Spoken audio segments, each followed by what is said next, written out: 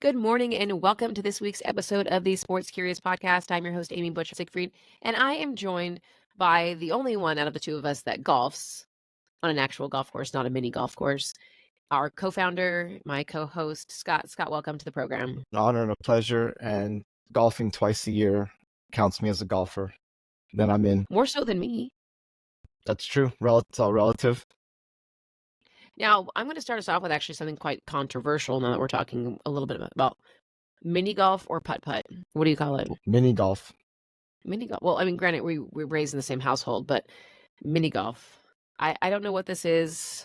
Moving to the Midwest, living all over. Putt-putt is the weirdest name I've ever heard for a golf game. Why would we call it that? I don't get it. Where you're at. Yes. Putt-putt.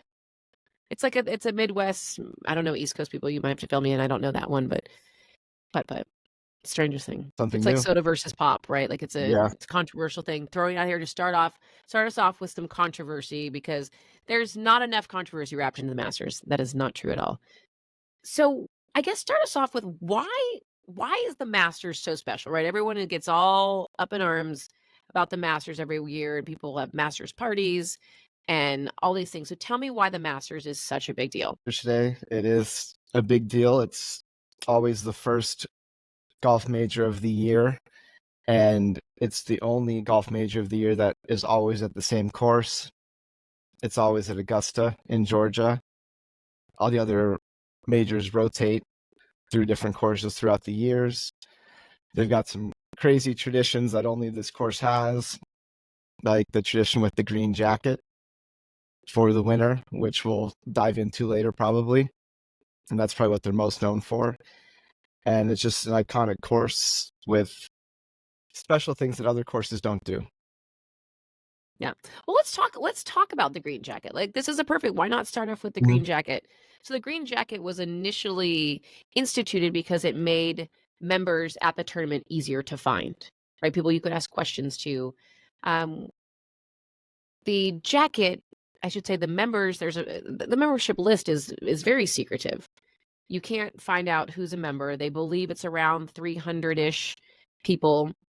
Women just became members in 2012. Starting with Condoleezza Rice.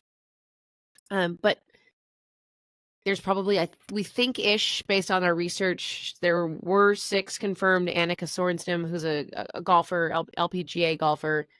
She's a member now, so we know we're at least at 7, but I'm imagining we're probably not much more than that. Mm-hmm. So being a member is a big deal. The jacket is for members only.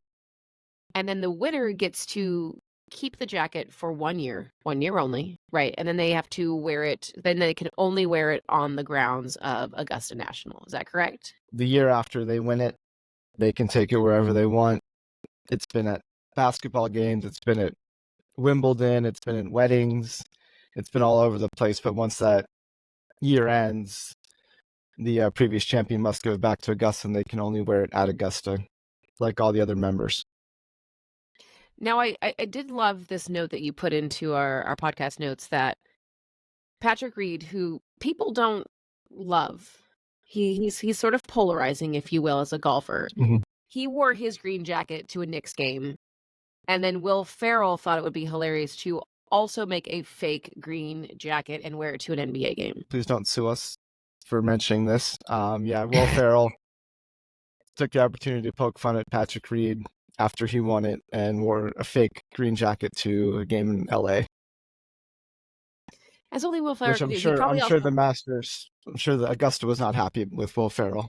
It's probably very offensive. I know with Will Ferrell, he wore it with Speedos or something. Probably under his pants. I feel like every time we talk about him doing something, he's in Speedos. I mean, if you can, why not? Mm-hmm. So the green jacket is obviously one of the great things that the Masters is known for. Their membership, obviously, as we already talked about, is quite unique. It's very secretive. But the Masters does not rotate from Augusta National. Talk to us a little bit about how the majors work in golf and what that looks like. Like we said, that does not rotate courses. It's the Masters. The other 3, which would be the PGA Championship, the US Open, the British Open, they rotate through different courses within the parameters of each tournament. So PGA Championship and US Open courses are going to be a little bit different layouts, but they rotate. I think it's like every 8 years or so. Same with the British Open. It rotates all over Europe, Scotland, and British Open's always crazy weather with rain and all kinds of things happening. So that's what makes Augusta so special. It comes back every year. Everyone knows what to expect with these crazy traditions. The beautiful azaleas that are out, that's like their famed plant. The azaleas were out. They've had a couple of rainy years, if I remember correctly. They put in like heaters on the grass because they played in the fall during COVID. I mean, there's all kinds of this course. I've played and been at courses around it. The area is just stunning. The huge tree fell on Oh one of the yeah. holes, and then the next day you would never have known. It just like disappeared. So the grounds crew does an impeccable job of keeping this course pristine throughout the year. Shout out to the grounds crew. The tree just disappeared.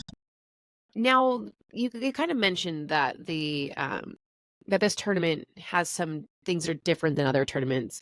So if you're going to the Masters, what are some of those things you should know? Because there are definitely some idiosyncrasies, for better or for worse, about Augusta National. You have to know if you're going is no cell phone rule, which seems in this day and age of society with phones everywhere almost impossible, but that's what makes Augusta so special, that people will go to the tournament knowing that you can't have your phone out, can't use it, can't take pictures. So it's impressive that they're able to enforce it. Yeah. Oh, some tournaments have it, but no one is as strict like Augusta National. They will actually ban you from tournament if they catch you with your phone. And using your phone. Another thing, inflation proof, is their cheap concessions. You would think a tournament that costs so much money to get to on such a prestigious course would have ridiculous concession prices like we saw. We went to, was it the PGA Championship? Oh my gosh, $18 for a beer. Yeah, $18 beers. You've got egg salad sandwiches for $1.50, pimento cheese sandwiches for $1.50, beers are $5. White wine is $6. That's kind of the high end. I mean, I'm here for this. The pimento cheese, we'll put that up as our tailgate treat this week because it's easy to make, really easy to make. I can do it, and I think I made it like in a minute. It's really good. But it's something that's their sort of famed thing, a pimento cheese sandwich on white bread is sort of the famed Masters dish. So the Masters package that they sent, you can buy now. Oh, really? Where they'll send you all these items for the Masters party that you're going to have. And why weren't we doing this? It was really expensive. Well, I mean, there's that. He had a friend had it last year, and they like send you, it's like the prepackaged pimento cheese, and you just put it on the bread, and it's kind of cool. Really smart. Really smart. Now, speaking of food, a perfect lead-in to the week starts off with the Champions Dinner, where the previous year's winner invites all previous winners to dinner. And they choose the menu. They pay for it, which I thought was really interesting. That was something I hadn't realized. They pay for it. And last year's winner, I guess, and this year's host is Jon Rahm. Thing specific to Augusta, specific to the Masters, is the previous winner gets to pick the menu, whatever they want. I mean, we've had cheeseburgers and fries, and I think that was maybe Tiger's when he was younger, to basically anything you ever want. But yeah, like I honestly just learned that the previous year's winner has to pay for it. I guess you make enough money in that. That could probably factor into a few things. Right. But I did see somewhere someone picked haggis. I was like, oh dear, what is that? It's like is it sheep? It's essentially like think a scrapple. But the Scottish version. He's the winner. He gets to pick it. That's right. And this year, Jon Rahm from Spain. So he's got a little, is it Basque flair to his menu with tapas, and I think his mom's stew. Is that what you said? His mama's lentil stew is part of the menu.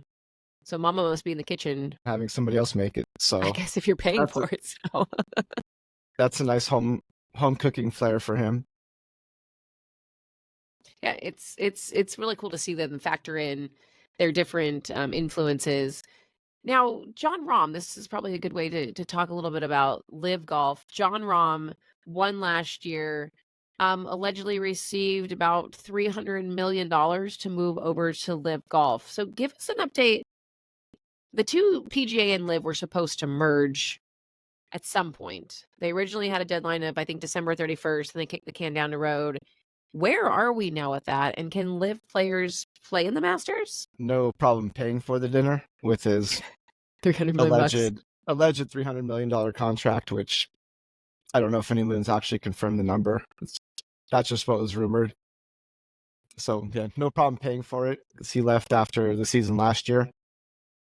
And LIV golfers cannot play in PGA events, but since all the major tournaments are run completely different, they can do whatever they want. So the Masters does allow LIV golfers, LIV golfers, to play. And I think this year there's 13, including 7 former Masters champions, which is kind of crazy to think. So Yeah. they pulled over a lot of talent. But as far as the deal with PGA and the PIF, it's kind of no one has any clue what's really going on. It was supposed to be done by the end of the year, and they just keep saying, pushing it down the line. So we really have no idea. I don't think anyone knows what's going on with that. But did I see that the PGA reached a deal with a bunch of billionaire sports team owners this week to make PGA Tour enterprises? So with the Strategic Sports Group, which is a consortium of billionaire sports team owners. Okay. So I mean, they've got billions of dollars that they didn't need to get from the PIF, which is good. And that's led by the Fenway Sports Group, which is the Red Sox, and I think it's Liverpool, a few other teams, like I think the Pittsburgh Penguins as well. So they've got an infusion of a lot of money to keep the tour going and to increase purses and try to keep these golfers happy.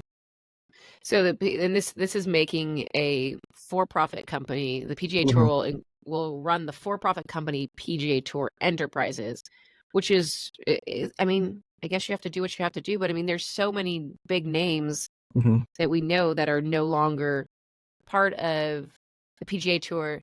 Now, Rory McIlroy, he has been really outspoken about not liking LIV, but he's sort of changed his tune lately. He was, as we saw last year, he was out in forefront of his battle against all the guys who left and defected. But since the announcement of that they were going to get this deal done, which still has not been done, he's kind of changed his tune. And we're seeing a lot of golfers this year, much different. I mean, Rory said he thinks that the division between the PGA and LIV is kind of killing golf, and ratings have dropped, I think, 20% since this has all happened. So he's saying like everyone's kind of just fatigued about the whole thing, and he kind of wants to see maybe some kind of merger so like golf fans can just watch golf and not have to worry about watching PGA, watching LIV with the different format. So I think everyone's kind of got a different tune this year as opposed to last year where everyone was very against it. Well, it's interesting because when you really think about it, as a fan, you only have so much capacity, right? I can only watch so much basketball. I can only watch so much golf. I only have so many hours in the day. So how do we're splitting the hairs on so many things. So it's a really interesting perspective. How did they had a big Super Bowl event? I wonder how in Vegas, didn't they have a big Super Bowl golf tournament? How'd that go over? Las Vegas. I don't know that it went very well. I don't know because it was up anyone that against. went. That's also up against the Waste Management Open, which is in Phoenix. And that's the most iconic tournament in the United States. It's always Super Bowl weekend. You've got people for generations who have been going Super Bowl weekend to Waste Management. So no one's really going to change their plans to go see a 54-hole LIV tournament. Yeah, interesting. And it's on the CW, which is, I don't know if everyone has the CW. So I don't know. Is that I don't know. Interesting. Yeah, it'll be interesting to see what comes out of that as their season starts, as the PGA season really kind of ramps up Mhm. here. Be intrigued to see how that all comes into play. But it sounds like the PGA it's buying itself some time at this point. Yeah, I think they're So just trying to stitch together whatever they can to keep afloat and keep these golfers happy. yeah. Okay, so speaking of golfers, who are we watching for to win this tournament? Who is predicted to be someone we need to keep an eye on this season? Is Tiger showing up? Boy, what's happening here? He is playing. As we know, he's been battling injuries for quite a few years, especially after the car accident. So Yep. he is playing. We'll see how physically he does. I know Augusta is extremely hilly, although it may not look like it on TV. So it's a lot of uphill, a lot of walking. So we'll see. Hopefully, he at least makes the cut, makes it to the weekend to keep eyes on the tournament. Now, how many players make the cut? And can you explain the cut for those who are not golf people? After 36 holes, which would be traditionally Friday, unless there's some kind of weather or some kind of delay. So that way it narrows the field down, so a lot less players over the weekend. And as it is now, it's the top 50 players, score-wise, and ties. So there can be more than 50 if there's a bunch of ties. But that, slashes the field almost in half for the weekend. Okay. How do you And make if the Masters? Like, how do you get invited if you're not sort of a Rory McIlroy? How do you get him, or a previous champion? How do you get invited? kind of complicated. If you've won the Masters, you have a lifetime exemption, so you can keep showing up. So that's how a lot of these LIV golfers, live golfers, are making it. 7 former champions, so they've got a lifetime invitation. U.S. Open champion has a 5-year. Champion has a 5-year entry. PGA champion 5-year. So Okay, winning other majors helps you get in. You can get in with makes the sense. World Golf Rankings, which the LIV golfers don't get. So that's why there's only 13 as opposed to 18 last year, because they don't Okay, get because they're not like golf they're not on rating the world points. ranking. Yeah, Okay, exactly. So that's how you can definitely make it, but that's a reason why there's less this year. interesting. So they've all either been a champion or won something else to be able to get in. That makes sense. One another major. Interesting. Now, before we wrap us up, I want you to you've probably got something we haven't covered that I would love for you to share with us. I will go first just so I give you time to buy and figure yours Okay. out. How's that sound? My Go. favorite thing about the Masters, and I love this fun fact, and I use it all the time, is the fact that the broadcast puts in bird sounds, tweets and things like that. Not tweets like Twitter, tweets or X, into the broadcast to make it sound more melodic and peaceful. Whereas if you talk to people who've been to the Masters, there is not a bird in sight. And I'm pretty sure they probably have hawks on all the different holes that chase away the birds, just like Wimbledon does, because they don't want birds pooping on people and so on and so forth, and eating your pimento cheese sandwich, because that would not be classy at all. So that is my favorite fact about the Masters. What do you have? On some names real quick to look out for. That Yes. way people have some to look forward to. We've got world number 1 Scotty Scheffler. He's been on quite the tear lately. He's favored to win. John Rahm, who won last year and then changed golf leagues, is second. Rory McIlroy, surprisingly, is third in the odds, which he's never won the Masters and he traditionally does not play very well there. So Is that's that kind like of his last one in his it's the has only he one won he's not, everything else? Okay. it's the only one he's not won, and he never, for some reason, he just can't get over that hump. I think he missed the cut last year. Well, now it's in his head, right? It's so Yeah, I think mental. it's all mental at this point for him. So those are the top 3 to look out for. Okay. And I was going to make you try to spell Xander Schauffele, but I think you have your notes in front of you, so that's not nearly as much fun. I didn't sign up for a spelling test, so no. Oh, I know what I wanted to cover before. You put this in our notes about Keegan Bradley's, who is a golfer, his answer to the question of his favorite room or building on Augusta National. It's the best answer. Can you please? I think it's hilarious. I spilled the beans here. There's secret bathrooms on the course for the golfers. That way, if they need to, use the restroom in between holes, they can kind of get off and go to the restroom. There's one behind 11th tee, and there's also one on the 13th hole down to the left. Well, So yeah, it's that's a good, easy way for these golfers to get off the course for a moment. get a breather. But also, unlike when you might play the Masters, if you had to pee, you could maybe pee around the side of a tree or something. They don't have that option. Keegan Bradley kind of spilled the beans on. Well, he's Where they're answered the going. question that we all we all were just so curious about. Well, I hope you go enjoy the Masters over your pimento cheese and your white wine. That's going to only cost you $6 if you're buying it at the course. The ticket maybe not that cheap, or the hotel or the airfare, but we can have a Masters party on our own couch. Yes. So, well, with that, I bid you adieu. Enjoy the game. Enjoy the tournament. We'll see you next week.